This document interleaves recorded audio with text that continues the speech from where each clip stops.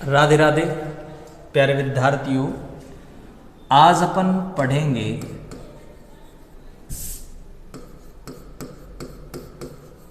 Electron gain enthalpy में।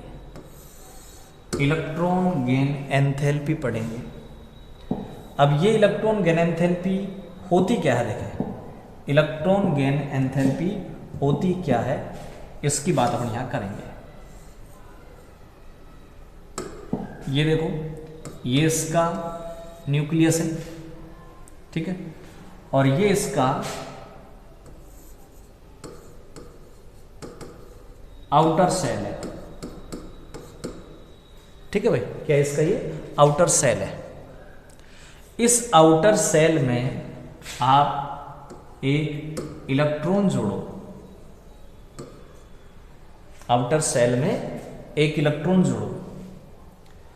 Electron जुड़ने पर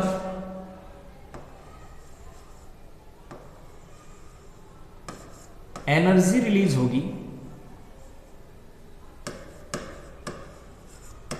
उस एनर्जी को आप क्या बोलेंगे बताओ? इलेक्ट्रॉन गेन एंथैल्पी बोलोगे। आउटर सेल में इलेक्ट्रॉन जोड़ने पर जो एनर्जी बाहर निकलेगी उसको क्या कहा जाएगा? इजी ई। दोबारा समझे, इजी क्या है? आउटर सेल में एक इलेक्ट्रॉन जोड़ो, जो एनर्जी बाहर निकलेगी उसको क्या कहा जाएगा बताओ? इजी ई। या फिर ये एटम इलेक्ट्रॉन ले रहा है, ध्यान दें, इस न्यूक्लियस पर पॉजिटिव चार्ज है, इस इलेक्ट्रॉन पर नेगेटिव चार्ज है, इस नेगेटिव पॉजिटिव के बीच अट्रैक्शन है, और थर्मोडायनेमिक्स ये कहती है कि कहीं भी अगर अट्रैक्शन होगा ना, एनर्जी रिलीज होगी भाई। कहीं भी अगर अट्रैक्शन होगा तो एनर्जी रिलीज होगी। न्यूक्लियस इलेक्ट्रॉन, इस पर नेगेटिव, इस पर पॉजिटिव, नेगेटिव पॉजिटिव के बीच अट्रैक्शन है, एनर्जी बाहर निकलेगी भाई। बाहर निकलने वाली एनर्जी को आप क्या बोलोगे बताओ? इजी। तो ध्यान रखना, इजी होती क्या है कि कोई एटम है, उसके आउटर सेल में आप इलेक्ट्रॉन जोड़ो, इलेक्ट्रॉन जोड़ने पर जो एनर्जी बाहर निकलेगी उसको आप कहेंगे क्या? इजी ई भाई, ठीक है। अब इसको ऐसे समझाओ कि सपोज ये एक्स है, एक्स पे आपने इलेक्ट्रॉन जोड़ दिया, इलेक्ट्रॉन जोड़ने पर क्या बन गया बताओगे? एक्स माइनस वन, ठीक है। पहला इलेक्ट्रॉन जोड़ा, एनर्जी बाहर निकली, एनर्जी रिलीज हुई, इसको आपने कहा फर्स्ट इजी ई, फर्स्ट इजी ई भाई, ठीक है। ये जो फर्स्ट इजी ई है, अट्रैक्शन है, एनर्जी बाहर निकलेगी, एनर्जी बाहर निकलेगी भाई। तो ये तो हो गई फर्स्ट। तो फर्स्ट जो इजी है उसके लिए डेल एच बराबर होता है नेगेटिव। क्यों? क्योंकि ये प्रोसेस होती है भाई क्या? एक्सोथर्मिक।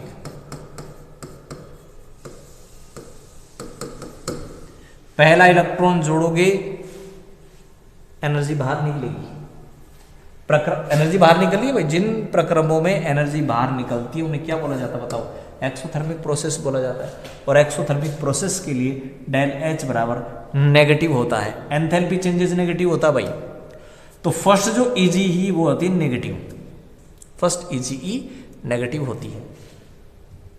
अब आप इस बात को ये समझें, देखो ये रिएक्टेंट है, ये प्रोडक्ट है, एंथैल्पी निकलती है डेल एच बराबर H P minus H R से। ये एंथैल्पी निकालने का फार्मूला है भाई। किसी भी रिएक्शन में एंथैल्पी चेंजेज क्या हुआ, एंथैल्पी निकालने का फार्मूला है डेल एच बराबर H P minus H R. इस डायग्राम को देखकर आप ये बताएं एनर्जी या एंथैल्पी किसकी ज्यादा है? प्रोडक्ट की ज्यादा है, प्रोडक्ट की ज्यादा है। प्रोडक्ट की ज्यादा है तो डेल एच बराबर पॉजिटिव आएगा। और अगर मान लो यही ग्राफ ऐसा होता, सपोज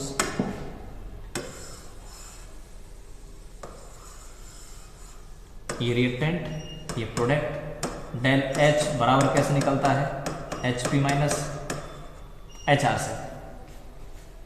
यहां किसकी एनर्जी ज्यादा है? रिएक्टेंट की। H R is greater than HP। यहाँ किसकी एनर्जी ज़्यादा है? प्रोडक्ट की। तो आप यहाँ क्या कहेंगे? HP is greater than HR। यहाँ HP ज़्यादा है, पॉजिटिव आएगा। यहाँ पर HR ज़्यादा है, नेगेटिव आएगा। तो यहाँ डेल H बराबर नेगेटिव है। ग्राफ को देख के देखें भाई, एंथैल्पी निकालने का तरीका HP minus HR, HP minus HR enthalpy निकालने का तरीका है। प्रोडक्ट की एंथैल्पी में से रिएक्टेंट की एंथैल्पी घटा दो, प्रोडक्ट की एनर्जी में से रिएक्टेंट की एनर्जी घटा दो, ये एंथैल्पी चेंजेज हो गया। ग्राफ को देखें, प्रोडक्ट की कम है, रिएक्टेंट की ज़्यादा है, HR ज़्यादा है, आंसर नेगेटिव आएगा। ठीक है, ये उल्टा हो गया। अब आप इस ग्राफ में ये चीज देखें, रिएक्टेंट की सपोज 10 जूल थी, प्रोडक्ट घट गई ना, 5 जूल हो गई। रिएक्टेंट की 10 जूल थी, प्रोडक्ट की 5 जूल हो गई। 5 कहां गई? बाहर निकल गई। 10 थी, 5 रह गई, बाहर निकल गई। बाहर निकल गई इसका मतलब ये एक्सोथर्मिक प्रोसेस है। तो एक्सोथर्मिक प्रोसेस के लिए डेल H बराबर नेगेटिव होता है, ध्यान रखना। इसमें आ जाओ, ये रिएक्टेंट प्रोडक्ट 10 थी, 15 हो गई। 5 कहां से आई भाई? 5 जूल एनर्जी इसने ली है, 5 जूल एनर्जी इसने ली है। एनर्जी ली है इसका मतलब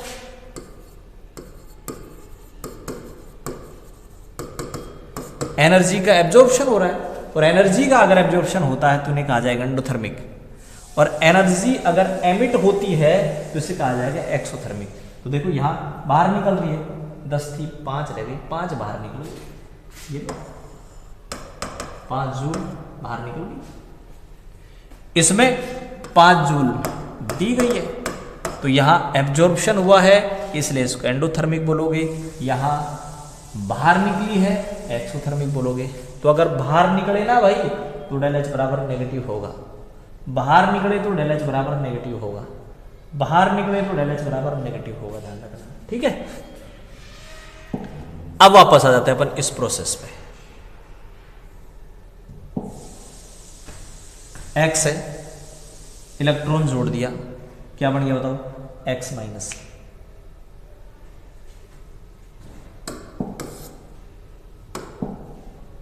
इस न्यूक्लियस के बीच, इस इलेक्ट्रॉन के बीच अट्रैक्शन है, इस अट्रैक्शन के कारण एनर्जी बाहर निकलेगी, बाहर निकलने वाली एनर्जी को क्या कहा जाएगा? Easy E by. देखो भाई, दोबारा देखो एक बार, अपन पढ़ रहे हैं क्या? इलेक्ट्रॉन गेन एंथैल्पी, नया टॉपिक है इलेक्ट्रॉन गेन एंथैल्पी। अब इलेक्ट्रॉन गेन एंथैल्पी होता क्या है भाई? ये एक एटम है, इस एटम का ये क्या है? आउटर सेल है। मैं इस आउटर सेल में एक इलेक्ट्रॉन जोड़ रहा हूं, आउटर सेल में एक इलेक्ट्रॉन जोड़ रहा हूं। अब देख, इस न्यूक्लियस पर तो पॉजिटिव चार्ज है, इलेक्ट्रॉन पर नेगेटिव चार्ज है। मतलब पॉजिटिव नेगेटिव के बीच अट्रैक्शन होगा कि नहीं? होगा ना। और थर्मोडायनेमिक्स ये कहती है कि प्रत्येक अट्रैक्शन में एनर्जी बाहर निकलेगी। तो इस इलेक्ट्रॉन के बीच, न्यूक्लियस के बीच अट्रैक्शन है, ऊर्जा बाहर निकलेगी, एनर्जी बाहर निकलेगी। बाहर निकलने वाली ऊर्जा को, एनर्जी को कहा जाएगा ईजीई। क्या कहा जाएगा? ईजीई। इलेक्ट्रॉन गेन करने की टेंडेंसी को ईजी बोला जाता है, या फिर मैं कहूँ इलेक्ट्रॉन जोड़ने पर जो एनर्जी बाहर निकलेगी उसे क्या कहा जाएगा? ईजी। कम ऊर्जा बाहर निकलेगी, ईजी कम। ज्यादा ऊर्जा बाहर निकलेगी, ईजी ज्यादा। सही है कि नहीं? तो इलेक्ट्रॉन जोड़ने पर जो एनर्जी बाहर निकलेगी उसको ईजी कहा जाता है। ठीक है, अब देख, एक चीज और समझना, अपन दो प्रकार की प्रोसेस पढ़ते हैं, एक होती है एंडोथर्मिक और एक होती है एक्सोथर्मिक। बता एक्सोथर्मिक क्या होती है भाई? पढ़ा है क्या? नहीं पढ़ा? एक्सोथर्मिक होती है, जैसे मान ले अपन कड़ी होती है, कड़ी, उसको पानी पटकते हैं तो होता पानी क्या हो जाता है? गर्म हो जाता है, ठंडा गर्म हो जाता है ना। तो वहाँ क्या होता है? एनर्जी बाहर निकलती है, बाहर निकलती है तो होती है एक्सोथर्मिक। क्या होती है? एक्सोथर्मिक होती है भाई। आई बस में। और अगर मान ले हाथ पर ये ले ले डिटर्जेंट, जो सर्फ होता है ना बड़ा, सर्फ डाल थोड़ा सा, 2 बूंद पानी डाल, फिर देखना हथेली गर्म हो जाएगी, बाहर निकल रही है, एक्सोथर्मिक। तो एक्सोथर्मिक का होता है जिसमें एनर्जी या हीट बाहर निकलती है, उनको एक्सोथर्मिक बोला जाता है। और एक्सोथर्मिक के लिए डेल एच बराबर होता है नेगेटिव। अगले वाले देखना ऐसा क्यों हुआ, ठीक है। और एंडोथर्मिक में होती है डेल एच बराबर पॉजिटिव। एंडोथर्मिक वो होती है जिनमें एनर्जी देनी पड़ती है, जिनमें एनर्जी देनी पड़ती है वो एंडोथर्मिक, जिनमें बाहर निकलती है वो एक्सोथर्मिक भाई, ठीक है। ये हुई आपके पास एंडोथर्मिक और एक्सोथर्मिक। दोबारा सुन ले, एक्सोथर्मिक के लिए डेल एच बराबर नेगेटिव होता है। ये डेल एच को अपन बोलते हैं एंथैल्पी चेंजेज। क्या बोलते हैं इसको? Enthalpy changes. अब इस सिर्फ इतना याद रख ले कि एक्सोथर्मिक के लिए एंथैल्पी चेंजेज नेगेटिव होता है, एक्सोथर्मिक के लिए डेल एच बराबर नेगेटिव होता है, ठीक है। अब सुनना बात मेरी, ये X है, इसमें मैंने इलेक्ट्रॉन जोड़ा, इलेक्ट्रॉन जोड़ने पर बताइए किस में बन जाएगा? X माइनस बन जाएगा ना। इलेक्ट्रॉन ले लिया, पहला इलेक्ट्रॉन आप जोड़ रहे हो, बाहर निकलने वाली। अब ये जो एक बताऊं, ये जो इलेक्ट्रॉन गेन एंथैल्पी है ना, इस इलेक्ट्रॉन गेन एंथैल्पी को मैं EA भी बोलूंगा। EA का मतलब है इलेक्ट्रॉन एफिनिटी। क्या बोलूंगा बता इसको मैं? इलेक्ट्रॉन एफिनिटी भी बोल सकता हूं, इलेक्ट्रॉन गेन एंथैल्पी भी बोल सकता हूं। तो मैं जनरली बोलूंगा EA। EA इजी रहेगा मेरे लिए, है ना। इलेक्ट्रॉन जोड़ो, एनर्जी बाहर निकली, उसे क्या कहा जाएगा? EA। इलेक्ट्रॉन जोड़ो, एनर्जी बाहर निकलेगी, क्या कहा जाएगा उसे? EA। और क्यों निकलती है वो भी देख ले, बड़ा सिंपल है। इलेक्ट्रॉन जोड़ रहा हूं मैं, तो इस न्यूक्लियस के बीच, इलेक्ट्रॉन के बीच अट्रैक्शन है कि नहीं? अट्रैक्शन है तो एनर्जी बाहर निकलेगी भाई। आ रही मसलन में? ये X है, इलेक्ट्रॉन जोड़ रहा हूं, पहला इलेक्ट्रॉन जोड़ो, एनर्जी बाहर निकलेगी, यहां निकलेगी, यहां तो ये लिखो प्लस EGE। मैं इसको EG नहीं लिख ऐसे लिख दूं क्या? फर्स्ट EA, पहला इलेक्ट्रॉन जोड़ने पर जो बाहर निकलेगी फर्स्ट EA, ठीक है। दूसरा इलेक्ट्रॉन जोड़ो, सेकंड EA, ठीक है। अब मैं दूसरा इलेक्ट्रॉन जोड़ रहा हूं भाई, X माइनस 2 बढ़ जाएगा, X माइनस 2 बढ़ जाएगा तो यहां आ जाएगी क्या? सेकंड EA आ जाएगी। अब अपने पास 2 EA हो गई, एक तो फर्स्ट EA और एक सेकंड EA। ध्यान दिया, X में इलेक्ट्रॉन जोड़ा, एनर्जी बाहर निकल रही है ना, तो यहां एनर्जी बाहर निकली थी, एनर्जी बाहर निकली थी, इसका मतलब एक्सोथर्मिक, सही है। और एक्सोथर्मिक है तो डेल एच बराबर नेगेटिव। देख ले, एक्सोथर्मिक अगर है तो डेल एच बराबर नेगेटिव। तो ध्यान रखना, फर्स्ट EA नेगेटिव होती है, फर्स्ट EA नेगेटिव होती है। अब बात करें सेकंड EA। अब देख मेरी बात सुन, अब इस पर चार्ज कैसा आ गया? माइनस। इलेक्ट्रॉन पे चार्ज कैसा है? माइनस। अब बता, माइनस माइनस के बीच रिपल्सन या अट्रैक्शन?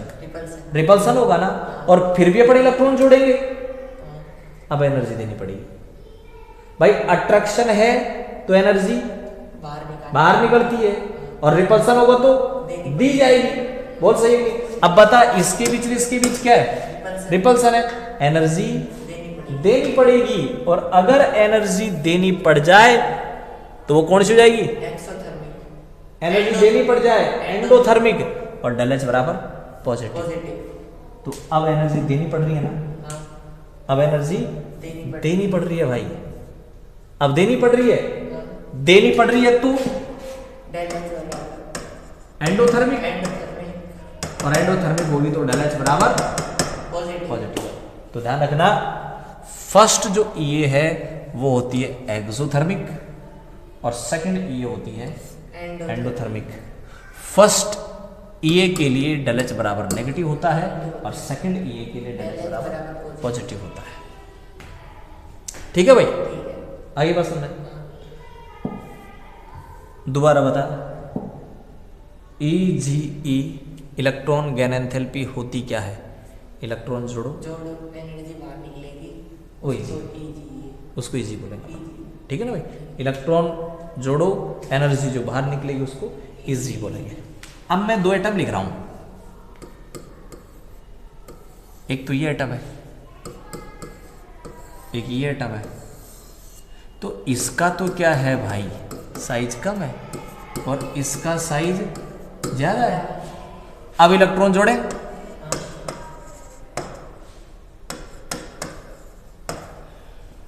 अट्रैक्शन किस में ज्यादा है, छोटे वाले में बड़े वाले में? छोटे वाले। बता।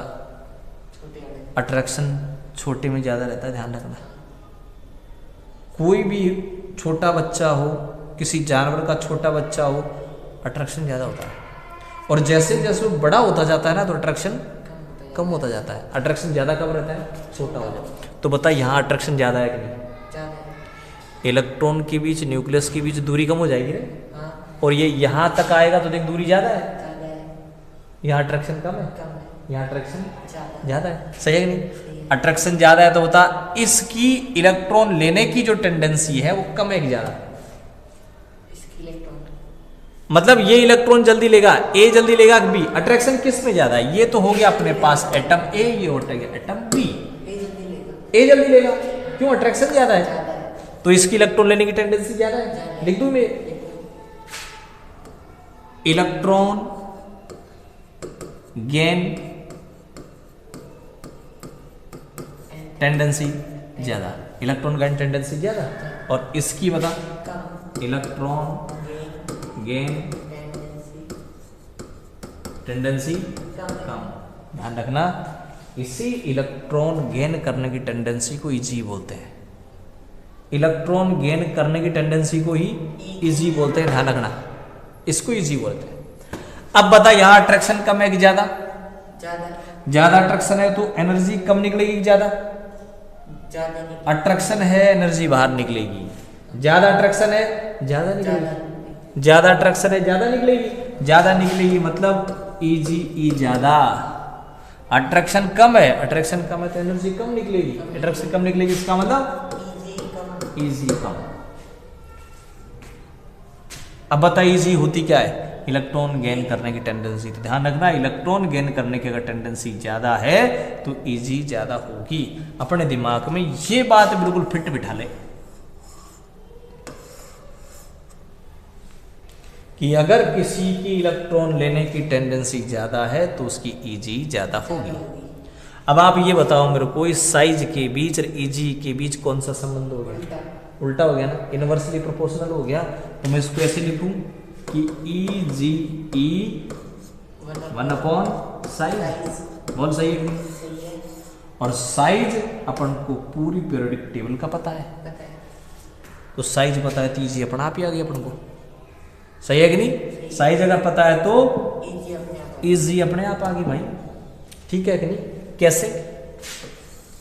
ये अपने पास, ये अपने पास, ये तो अपने पास है पीरियड, और ये अपने पास है ग्रुप।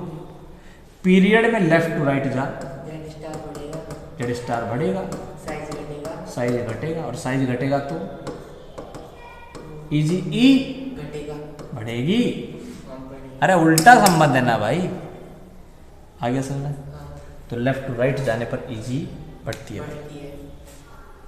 ऊपर से नीचे आ, एन बढ़ेगा, साइज बढ़ेगा, इजी ई घटेगी। तो ये इजी ई है ना, वो किस किस चीज पर डिपेंड कर रही है? देख, एन पे डिपेंड कर रही है, जेड स्टार पर डिपेंड कर रही है कि नहीं? किस किस पे डिपेंड कर रही है? नंबर 1 एन पर। एन पर कैसे डिपेंड कर रही है भाई? एन बढ़ेगा तो साइज बोल पहले, साइज बढ़ेगा, और साइज बढ़ेगा तो इजी ई घटेगा। जेड स्टार बोल, जेड स्टार बढ़ेगा तो साइज घटेगा, साइज घटेगा, ईजी बढ़ेगा, ईजी ई बढ़ेगा। ये एन हो गया, जेड स्टार हो गया। ठीक है। तीसरा वो फैक्टर हैं जो ईजी को अफेक्टेड करते हैं, factor affected easy.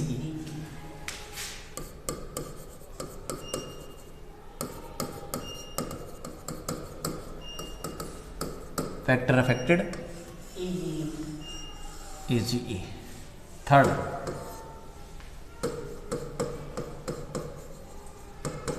Electronic configuration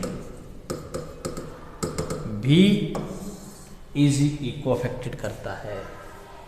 मेरे पास ये एक तो P2 है, एक P3 है और एक P6 है।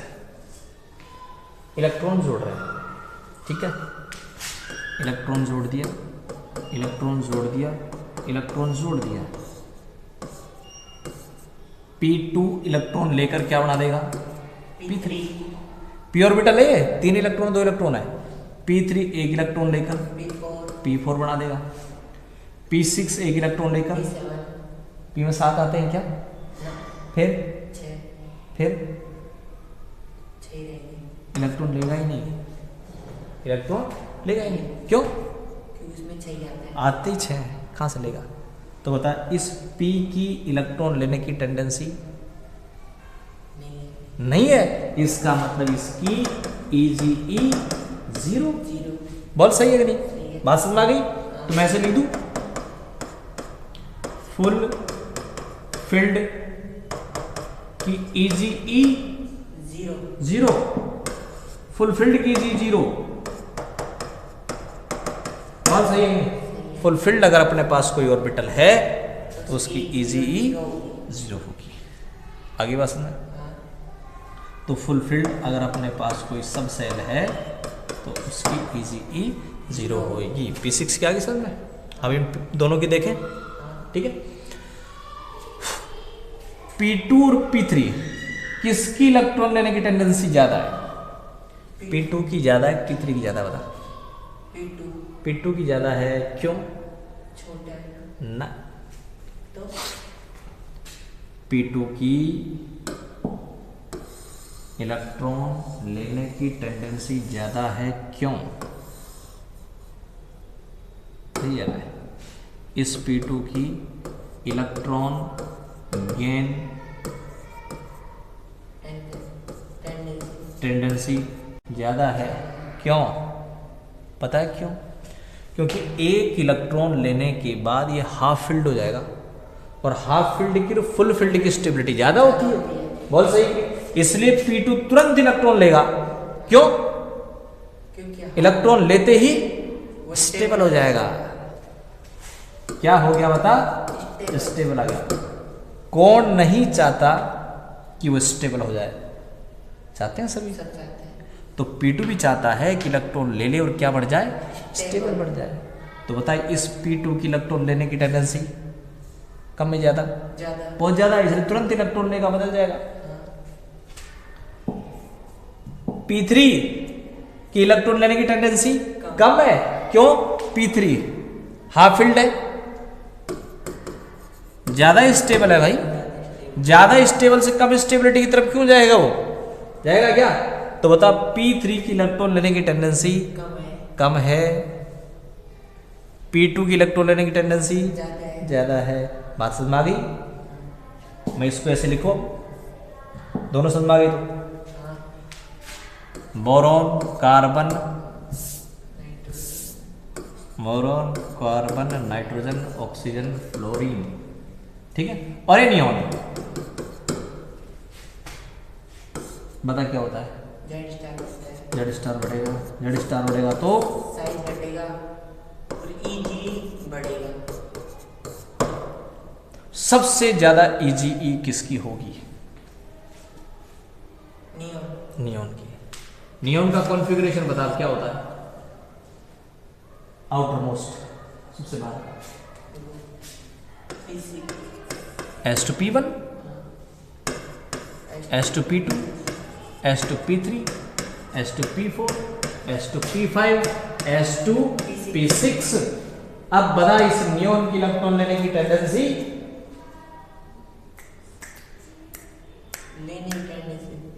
तो स्टेबल है पहले से। लेगा क्या?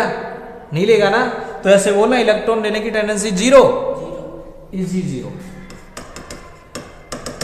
P6 है, अरे तुमने पहले तो बताया। अरे ये रहा P6 है, स्टेबल है, इलेक्ट्रॉन लेगा ही नहीं, इजी जीरो, इजी जीरो। तो ये समझ में आ गया क्यों बताया मैंने ये P6 वाला केस यहाँ क्यों लिया है।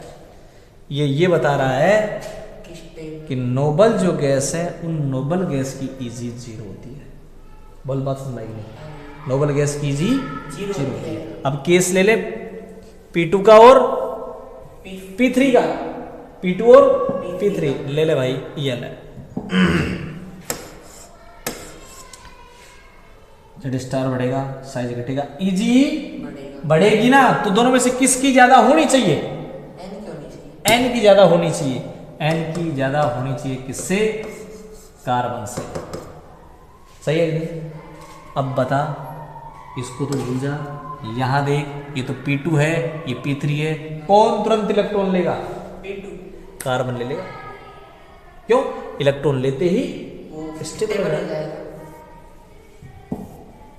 Carbon S2P2, nitrogen S2P3, electron दे दो, ये तो क्या बना जाएगा? C माइनस, ये क्या बना जाएगा? N minus. कॉन्फ़िगरेशन क्या हो जाएगा? S2P3। कॉन्फ़िगरेशन क्या हो जाएगा? S2P4। बता, P2 से P3 हो गया, स्टेबल हो गया कि नहीं? तो इलेक्ट्रॉन लेने की टेंडेंसी ज्यादा है किसकी? कार्बन की। तो ध्यान रखना, कार्बन की ज़्यादा हो जाएगी किससे? नाइट्रोजन से। क्यों? क्योंकि कार्बन की एक इलेक्ट्रॉन लेने की टेंडेंसी ज़्यादा होती है, तुरंत इलेक्ट्रॉन लेगा, स्टेबल बन जाएगा। ठीक है, ये हो गया अपने पास। अब एक और फैक्टर है जो प्रभावित करता है और वो है OS। पहला हो गया N, दूसरा हो गया जेड स्टार, तीसरा हो गया इलेक्ट्रॉनिक कॉन्फ़िगरेशन और चौथा है OS। साइज समानुपाती 1/OS। बोल पढ़ा नहीं?